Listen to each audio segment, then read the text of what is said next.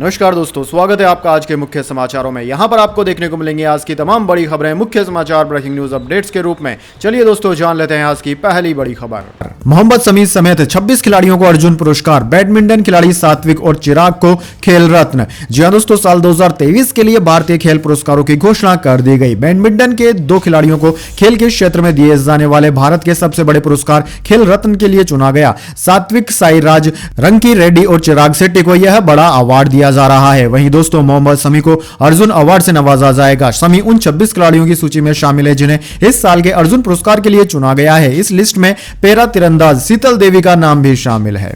इसके बाद दोस्तों, अगली बड़ी खबर। गोवा, केरल और महाराष्ट्र देश के 3 राज्यों में फैला कोरोना का सब वेरिएंट JN.1। सामने आए 21 नए मामले। जी हां दोस्तों, आपने बिल्कुल सही सुना। कोरोना एक बार फिर से लोगों को डराने के लिए आ गया है। कोरोना के ओमिक्रॉन वेरिएंट का ही सब वेरिएंट JN.1 पिछले कुछ हफ्तों में सबसे तेजी से फैलने वाले वायरस में से एक बन गया है। देश भर में कोविड के बढ़ रहे मामलों के बीच नीति आयोग के सदस्य यानी कि स्वास्थ्य विभाग के सदस्य डॉक्टर VK पॉल ने बुधवार को कहा कि घबराने की कोई जरूरत नहीं है। कोरोना के नए सब वेरिएंट JN.1 के बारे में सामने आया है कि इसका सबसे पहला केस अगस्त में लग्जमबर्ग में पाया गया था। इसके बाद यह धीरे धीरे 36 से 40 देशों में फैल गया है। पॉल ने कहा है कि भारत में वैज्ञानिक नए वेरिएंट पर कड़ी नजर रख रहे हैं। हालांकि VK पॉल ने राज्यों को कोविड की तैयारी बढ़ाने, परीक्षण बढ़ाने और अपनी निगरानी प्रणालियों को मजबूत करने की आवश्यकता पर भी जोर दिया है।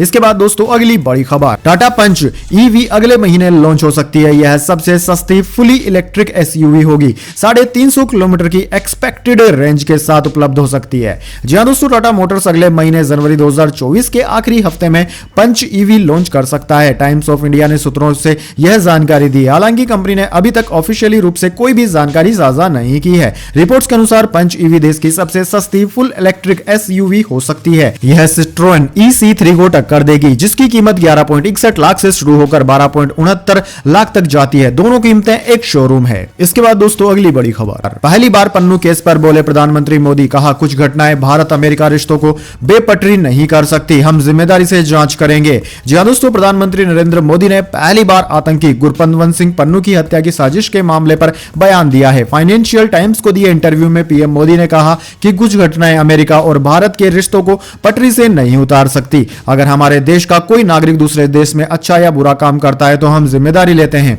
हमें इस बारे में बताया गया है तो हम जांच करने के लिए तैयार हैं। हम कानून का पालन करते हैं। दरअसल दोस्तों, अमेरिकी सरकार ने आरोप लगाया था कि न्यूयॉर्क में पन्नू पर जानलेवा हमले की साजिश रची गई थी। इसमें भारत का हाथ था। इसके बाद दोस्तों, अगली बड़ी खबर। सोनिया गांधी बोली, सरकार ने लोकतंत्र का गला घोट दिया। कांग्रेस संसदीय दल की बैठक में कहा, पहले कभी इतने विपक्षी सांसदों को सस्पेंड नहीं किया गया था।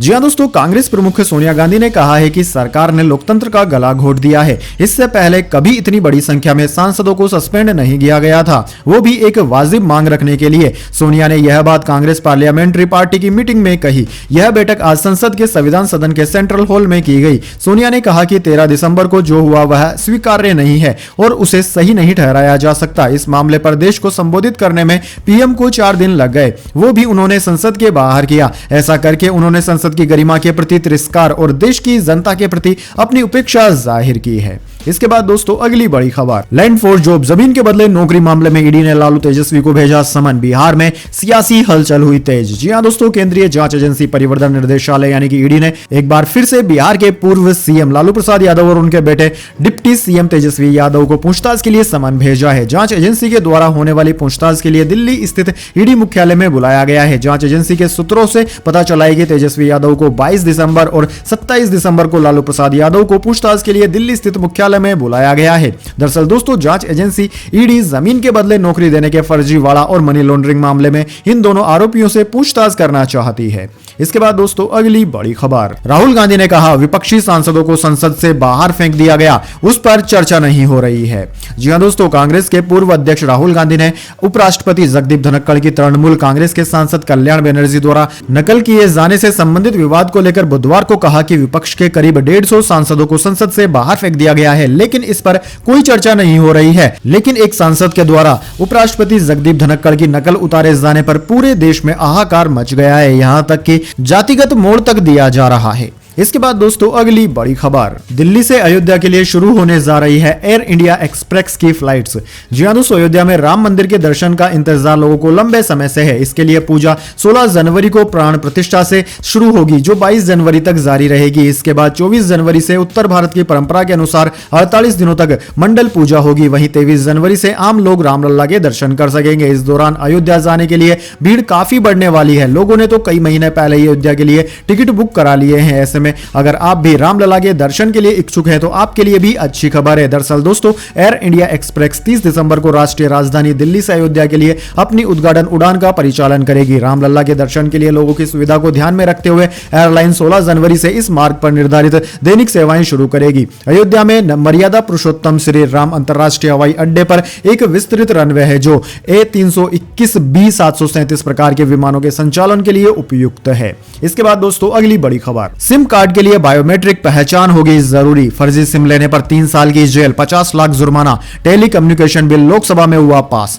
जी हां दोस्तों, लोकसभा में बुधवार 20 दिसंबर को नया टेली कम्युनिकेशन बिल 2023 पास हो गया। यह 3 कानूनों का स्थान लेगा। बिल में टेलीकॉम कंपनियों को उपभोक्ताओं को सिम कार्ड जारी करने से पहले अनिवार्य रूप से बायोमेट्रिक पहचान करने का प्रावधान है। वहीं दोस्तों, यह बिल सरकार को राष्ट्रीय सुरक्षा कारणों से किसी भी टेलीकॉम सर्विस या नेटवर्क के टेक ओवर मैनेजमेंट या उसे सस्पेंड करने की अनुमति देगा। यानी कि युद्ध जैसी स्थिति में जरूरत पड़ने पर सरकार टेलीकॉम नेटवर्क पर मैसेजेस को इंटरप्ट कर सकेगी। यह बिल 138 साल पुराने भारतीय टेलीग्राफ अधिनियम को बदलेगा, जो टेलीकॉम सेक्टर को कंट्रोल करता है। इसके अलावा the Indian wireless telegraph act 1933 और टेलीग्राफ वायर्स एक्ट 1950 की भी यह बिल जगह लेगा। यह ट्राई एक्ट 1997 को भी संशोधित करेगा। इसके बाद दोस्तों अगली बड़ी खबर, पीएम मोदी से मिली ममता बनर्जी। मीटिंग के बाद बोली, केंद्र ने गरीबों का पैसा रोका। इंडिया की बैठक में मैंने खड़गे का नाम सुझाया। जी हां दोस्तों, पश्चिम बंगाल की मुख्यमंत्री ममता बनर्जी ने सुबह 20 नवंबर को प्रधानमंत्री नरेंद्र मोदी से मुलाकात की। उन्होंने केंद्र की तरफ से बंगाल को मिलने वाला फंड रोके जाने की शिकायत की। इस मुद्दे पर पीएम ने ममता बनर्जी से कहा कि राज्य और केंद्र के अधिकारी इस मुद्दे को सुलझाएंगे। मीटिंग के बाद ममता ने बताया कि केंद्र ने गरीबों का पैसा रोक दिया है। वहीं 19 दिसंबर को हुई इंडिया की बैठक में मल्लिकार्जुन खड़गे का नाम प्रधानमंत्री कैंडिडेट के तौर पर रखने के सवाल पर उन्होंने कहा कि उन्होंने ही खड़गे के नाम की सिफारिश की थी। वहीं दोस्तों, आपकी जानकारी के लिए बता दें, ममता बनर्जी ने कहा कि आज टीएमसी के 10 सांसदों ने प्रधानमंत्री से मुलाकात की है। केंद्र के पास राज्य का 1.16 लाख करोड़ रुपए बकाया है। हमें 100 दिन का बकाया फंड नहीं दिया जा रहा। कई योजनाएं भी है जिनका फंड रोक दिया गया है। पीएम से मैंने कहा कि गरीबों का पैसा रोकना ठीक नहीं है। इसके बाद दोस्तों अगली बड़ी खबर, बाजू पर काली पट्टी बांधकर शपथ लेने पहुंचे अशोक गहलोत समेत सभी कांग्रेसी विधायक। जी हां दोस्तों, आपने बिल्कुल सही सुना। अशोक गहलोत समेत सभी कांग्रेसी विधायकों ने आज शपथ ग्रहण में बाजू पर काली पट्टी बांधी। दरअसल दोस्तों, सदन की कार्यवाही शुरू होते ही कांग्रेस के वरिष्ठ विधायक शांति धारीवाल ने अचानक सत्र बुलाने पर आपत्ति जताई। कांग्रेस के विधायक सदन में विपक्षी सांसदों के निलंबन को लेकर अपना विरोध जताने के लिए वहां पर काली पट्टी बांधकर सदन में पहुंचे।